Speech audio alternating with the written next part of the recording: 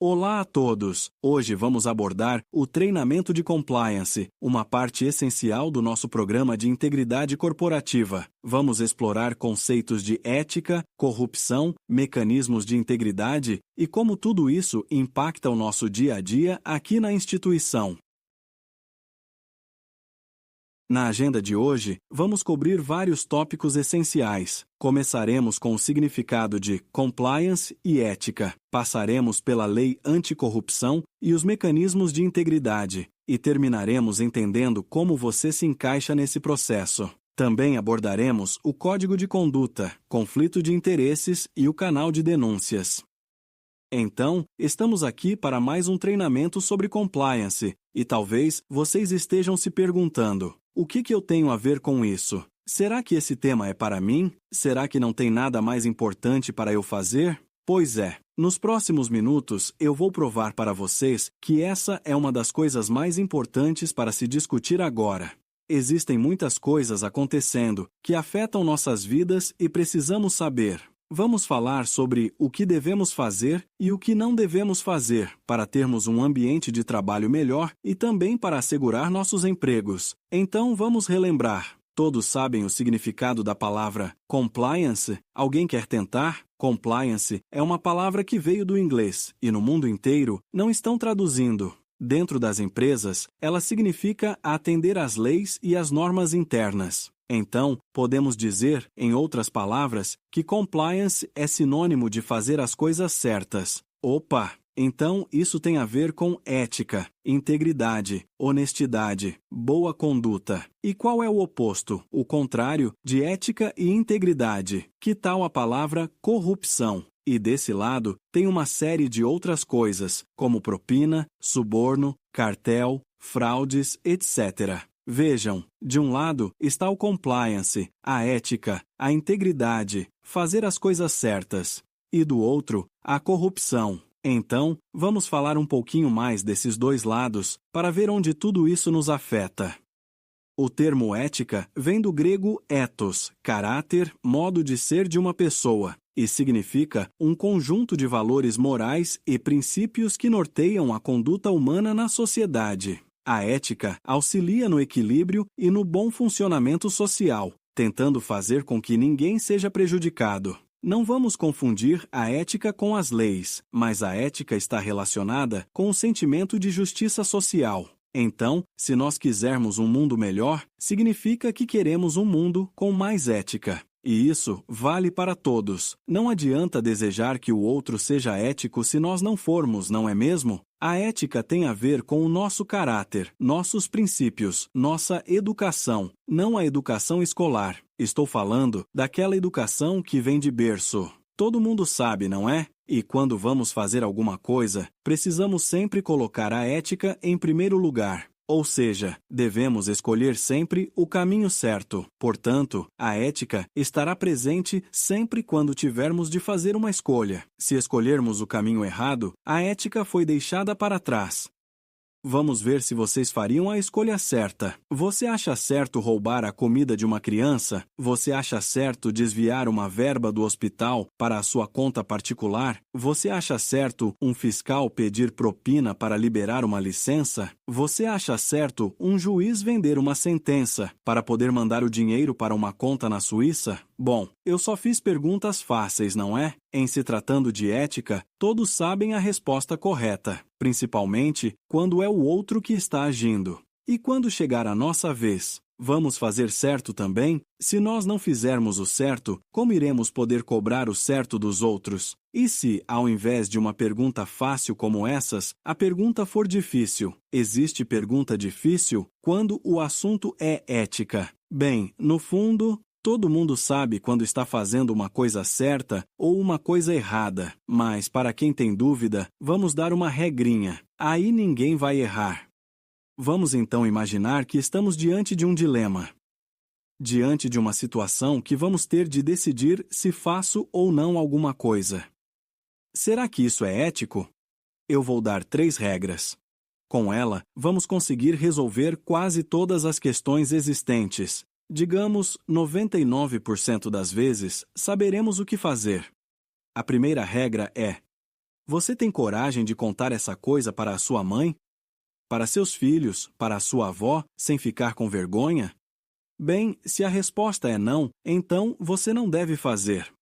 Mas vai que toda a sua família também é antiética. Vamos colocar mais uma regra. Segunda regra: se no dia seguinte sair no jornal tudo o que você fez, com foto, nome e sobrenome, você vai ficar orgulhoso e feliz ou envergonhado e com medo? Se você ficar envergonhado, então não faça. E a terceira regra é assim: se o seu inimigo, se o seu concorrente, seu vizinho, fizerem a coisa que você está querendo fazer, você vai elogiá-lo ou vai criticá-lo? Se você for fazer críticas, é porque a coisa é ruim, então você não deve fazer. Ou seja, faça essas 3 perguntas e você vai saber direitinho se pode ou não fazer alguma coisa.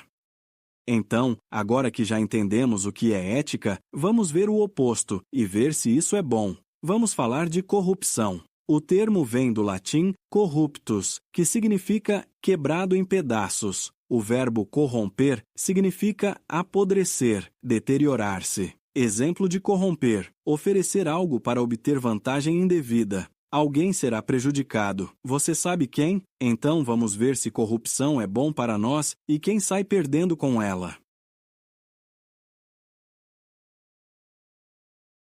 Todos sabemos sobre os malefícios da corrupção e, por isso, tanto esforço é despendido para combatê-la. Vejam alguns números. Mesmo sendo dados não atualizados para o dia de hoje e não calculados cientificamente, há consenso entre especialistas sobre o seu valor e, portanto, valem como comparação. Saber que o Brasil gasta mais com corrupção do que com a saúde é simplesmente lamentável. A corrupção é praticamente a soma dos investimentos em educação, transportes e segurança pública. Vejam só, imaginem que uma pessoa da sua família está na fila do hospital e morre por falta de atendimento, porque o dinheiro que iria para pagar médico, remédio, leito, etc., foi desviado para a conta de alguém por meio de corrupção. E aí, quanto vale isso? Tem preço? Vejam outro caso. A criança passa 9, 10 anos estudando na escola pública e não aprende tudo o que deveria, porque a corrupção desviou a verba que deveria ir para a compra de computadores, microscópio, para pagar bons professores. Nunca mais essa criança irá recuperar esse tempo perdido.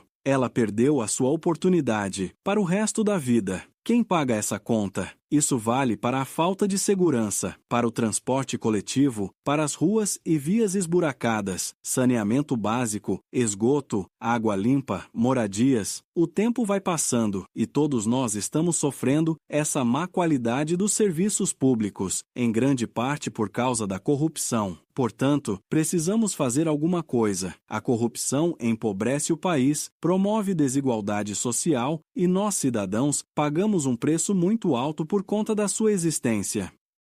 Então, é óbvio dizer que a corrupção gera pobreza. Alguém discorda? Mas vamos ver como isso acontece na prática. Vamos começar então com uma empresa simples de 2 pessoas. O P é o dono e o A é o funcionário. Então vamos ver. Qual é o papel de cada um? O dono estabelece regras, manda fazer, paga o salário e espera que a pessoa faça. Já o funcionário faz o que o dono pede, executa na prática e cumpre as ordens. Está certo? Bem, na prática, não é sempre assim que acontece. O A pode fazer coisas erradas sem que o P perceba. Imaginem a seguinte situação. Vamos imaginar, eu sou o P e a minha cozinheira é o A. Num certo dia, eu saio cedo de casa. E na porta, eu peço para ela preparar o almoço, pois vou voltar para casa às 12h e com pressa, como sempre.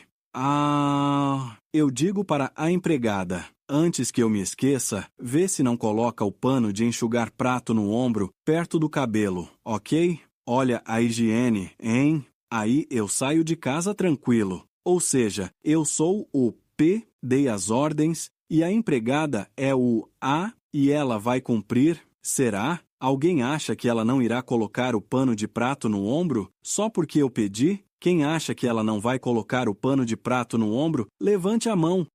Pois bem, ela vai colocar o pano no ombro ou pelo menos a maioria delas vai colocar. E se instalarmos uma câmera na cozinha? Aí ela vai dar um jeito, vai lá na sala e coloca o pano no ombro. Ou seja, é fácil, não é? Descumprir a regra sem que o dono perceba.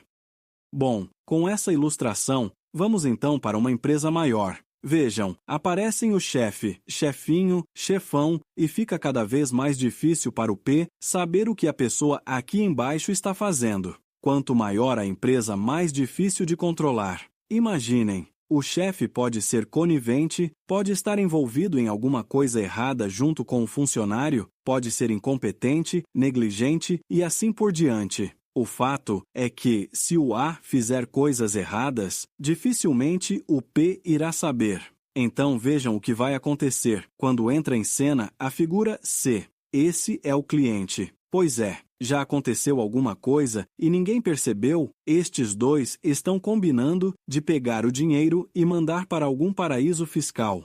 Estão usando o dinheiro do P não para o propósito da empresa, mas sim para benefícios próprios. É isso que a corrupção faz. E a pessoa aqui, o C, também não está sozinha. Ela é uma empresa. E se for uma empresa pública, quem é o chefe? A pessoa no lugar do P? Quem escolhe os parlamentares, senadores, prefeitos, somos nós. Ou seja, é a sociedade que paga os salários dos funcionários através dos impostos. Portanto, se eles estão usando o dinheiro para a corrupção, estão subtraindo o dinheiro da sociedade, ou seja, estão empobrecendo a sociedade. Não existe nenhum esquema de corrupção que não empobreça a sociedade. E aqui, devemos entender a palavra empobrecer, não somente no sentido financeiro, mas também no fornecimento de serviços de qualidade abaixo do que teríamos direito. Basta ver o que está ocorrendo no país com a saúde, educação, transportes, segurança, etc.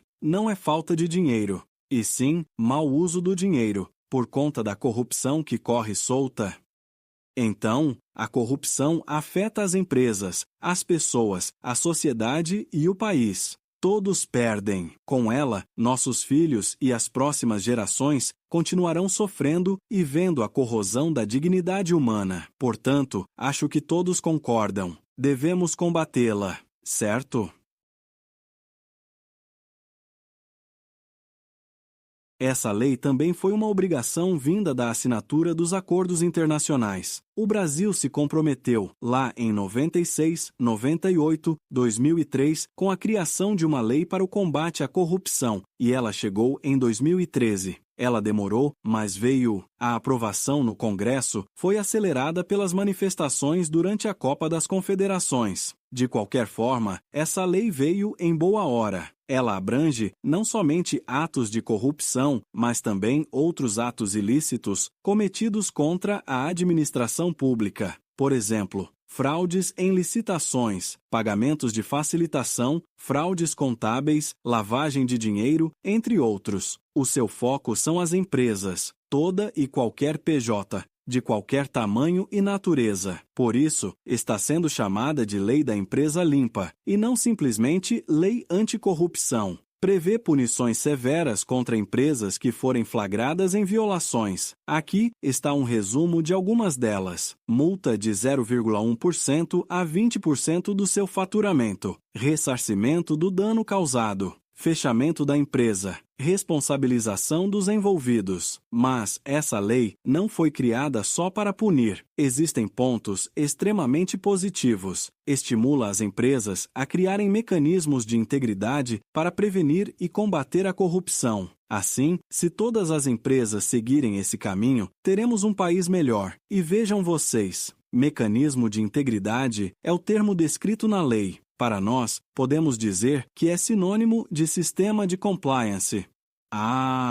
Então agora as coisas estão se ligando. Compliance tem a ver com fazer as coisas certas, tem a ver com ética. É o contrário de corrupção, ou seja, serve para combater a corrupção. E como a corrupção é péssima para todos nós, então fica óbvio que precisamos apoiar o compliance, certo? Então, vamos falar rapidamente sobre como o compliance funciona, ou seja, como o nosso mecanismo de integridade funciona. Um mecanismo de integridade baseia-se em pilares, os quais definem a forma como a organização irá atuar no dia a dia. São linhas mestras simples, fortes e abrangentes, sem margem para dúvidas quanto à direção a ser seguida. Esses pilares são os esteios do programa. O modelo mais comum, atualmente, impõe o foco na prevenção. Todavia, impossível prevenir a totalidade das situações e, dessa forma, detectar assume papel fundamental. A partir daí, a empresa precisa adotar postura consequente e corrigir imediatamente, caso algum desvio seja identificado. Dessa forma, ficam consolidados os 3 pilares: prevenir, detectar e corrigir.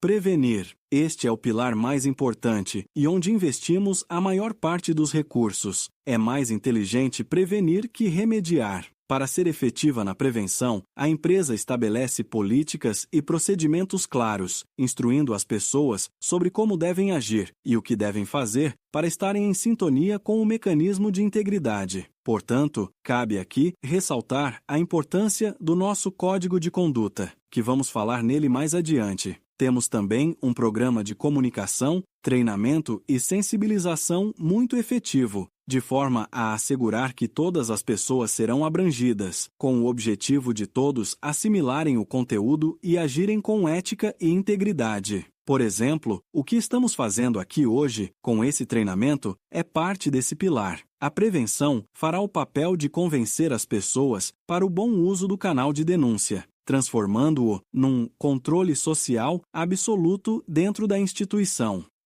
Detectar. O ideal é que todo mundo recebesse essas instruções e estivesse tudo resolvido. Mas, vocês lembram do caso do pano de prato no ombro? Então, como a empresa é feita de pessoas, certamente haverá algumas que irão querer burlar as regras. Assim, por melhor que seja a prevenção, impossível atingir a perfeição. Por consequência, a detecção assume papel fundamental. Existem então controles profissionais para reduzir as oportunidades de atos ilícitos sem serem descobertos. Além deles, temos os canais de denúncia, pois sempre alguém pode nos ajudar a desvendar algum crime, certo?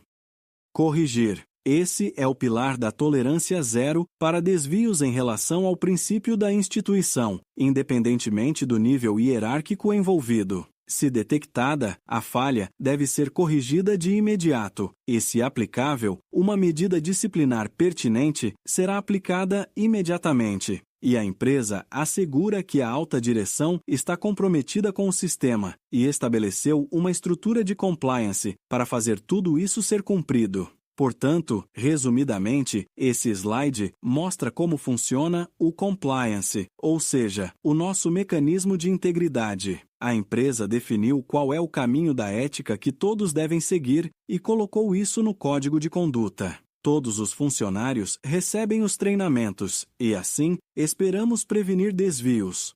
Se eles acontecerem, a empresa está preparada para detectá-los, com os controles, auditorias, canal de denúncia e investigações. Se o desvio for comprovado, tolerância zero. As medidas cabíveis serão tomadas. Então, vamos resumir alguns pontos que estão ligados com o nosso dia a dia. Vamos começar com o atendimento às leis.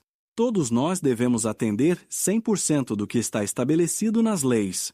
Em todas as leis, leis ambientais, trabalhistas, tributárias, leis da concorrência, leis anticorrupção, Constituição, etc. Portanto, esse é dever da empresa, mas é dever de cada um de vocês. Atender integralmente, respeitar a diversidade, promover a reputação da empresa. Outro ponto refere-se a dar ou receber brindes, presentes. Ninguém pode receber alguma coisa de um terceiro para ter alguma vantagem pessoal ou vantagem para favorecer um negócio, por exemplo, não oferecer ou conceder vantagens indevidas. Presentes só se estiverem em concordância com as leis e não causarem aparência de improbidade ou má-fé. não se aproveitar do seu cargo para obter nem prometer vantagens indevidas. Aqui é a questão sobre conflito de interesse. Nos próximos slides, vamos falar mais um pouco sobre isso. Evitar conflitos de interesse, potencial ou real. Se for impossível evitar, informar a chefia formalmente e obter aprovação, com anuência, do RH e compliance. Proteger o meio ambiente, cuidar da segurança no trabalho da saúde ocupacional também faz parte da ética.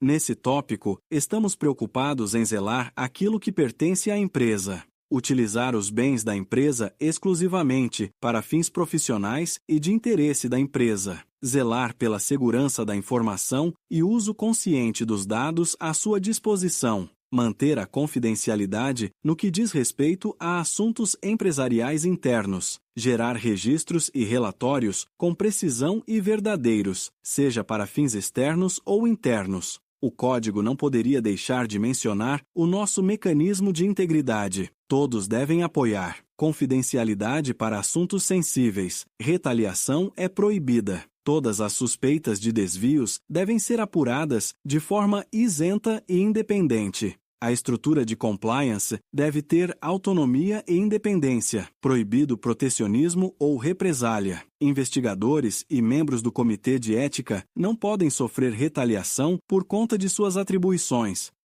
Está escrito no Código de Conduta que desvios não são tolerados e haverá consequências caso alguém os cometa. Por isso, é importante que todos saibam exatamente o que está escrito lá. Em caso de dúvida, consulte o RH ou o setor de compliance. E, por fim, sobre o uso do canal de denúncia. A empresa espera que todos usem, caso saibam de alguma coisa errada na empresa. É por isso que ele foi implementado. Todos devem fazer bom uso. A empresa espera de cada um, use o canal se souber de algum desvio. Confidencialidade assegurada. Retaliação proibida. Anonimato garantido. Para saber exatamente como acessar o canal de denúncias, procure seu gestor direto, nosso RH ou setor de compliance.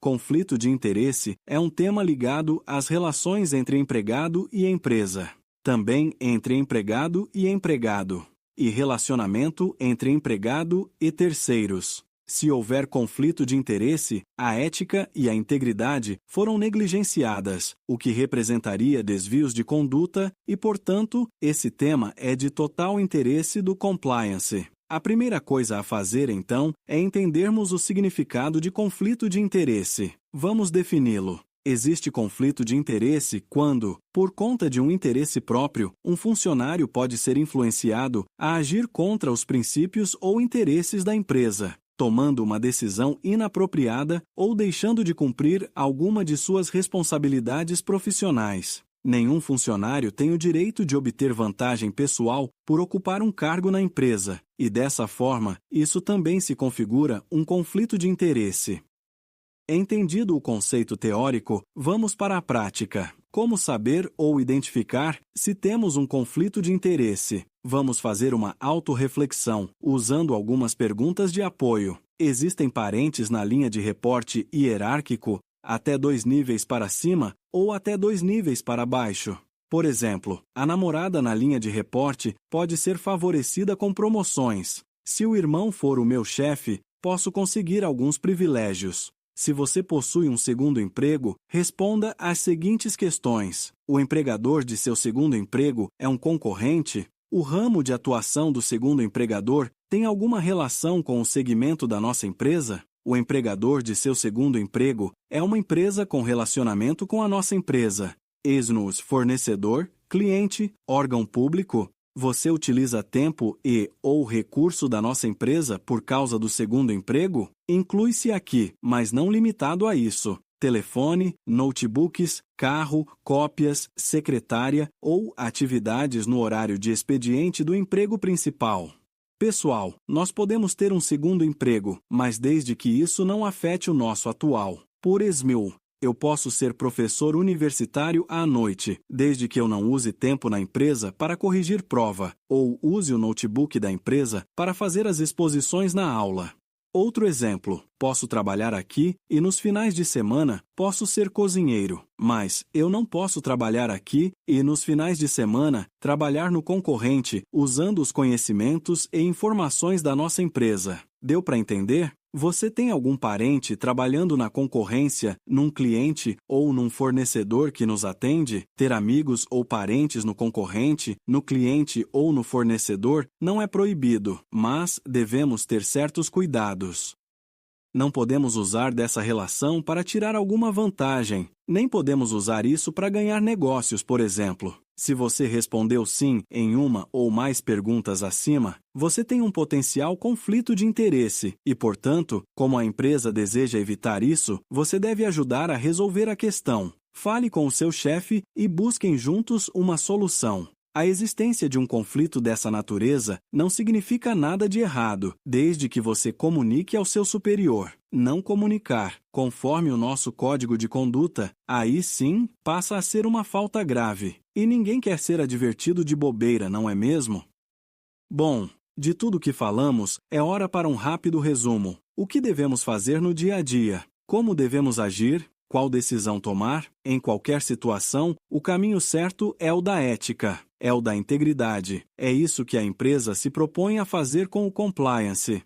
É isso que a empresa espera de cada um de vocês. Não vale a pena buscar outro caminho, não vale a pena arriscar. A nossa reputação está em jogo, a nossa imagem como pessoa, ser humano, está em jogo. O nosso emprego está em jogo e, portanto, desvios podem afetar inclusive nossas famílias, que dependem de nós. Portanto, resumimos aqui algumas recomendações simples: respeitar as leis, os colegas e a empresa. Ser éticos, íntegros, honestos e zelar pela nossa reputação. Combater a corrupção, suborno e outras ilegalidades. Evitar conflito de interesse. Preservar os bens e equipamentos da empresa. Preservar o meio ambiente, da saúde e da segurança do trabalho. Usar o canal de denúncias de forma adequada, sempre que souber ou desconfiar de algum desvio.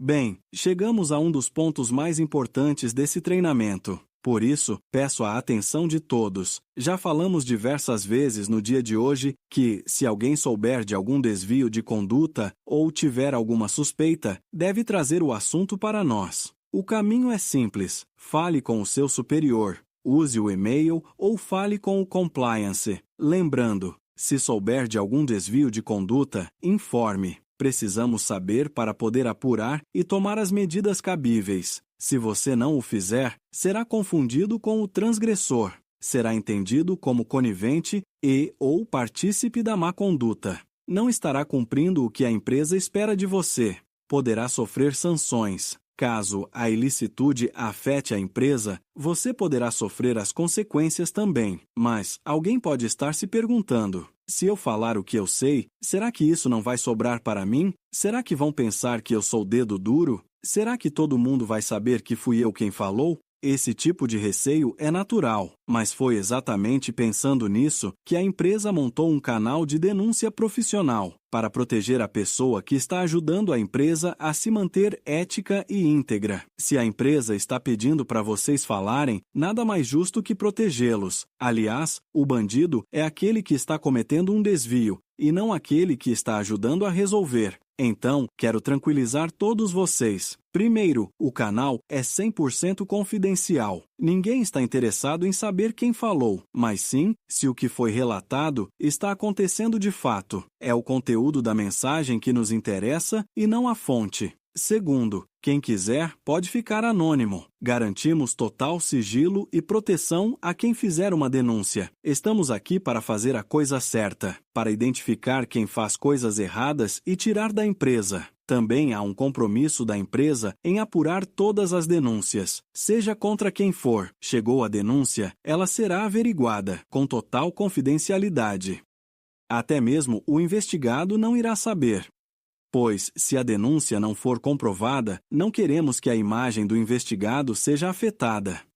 Ninguém vai saber, nem o chefe dele, nem o RH, nem o presidente da empresa.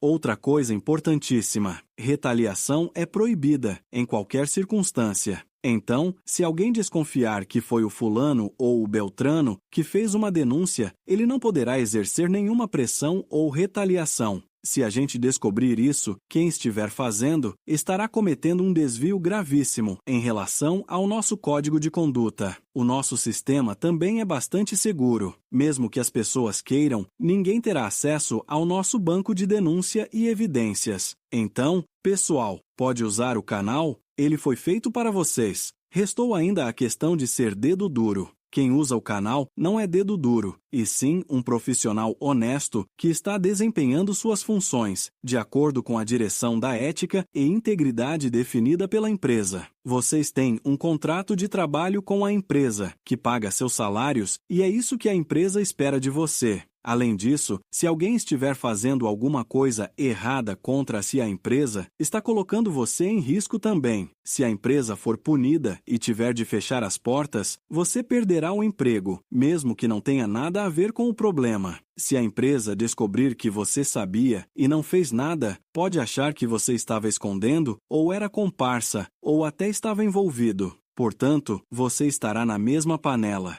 E se o seu amigo está cometendo algo ilícito que coloca um risco em todo mundo, me desculpe, ele não é seu amigo. Você está fazendo papel de bobo em protegê-lo. Por isso, pensem bem. A empresa está dando todos os caminhos para você usar o canal. Só não usa se não quiser, e terá de assumir as consequências depois. Tudo bem, pessoal?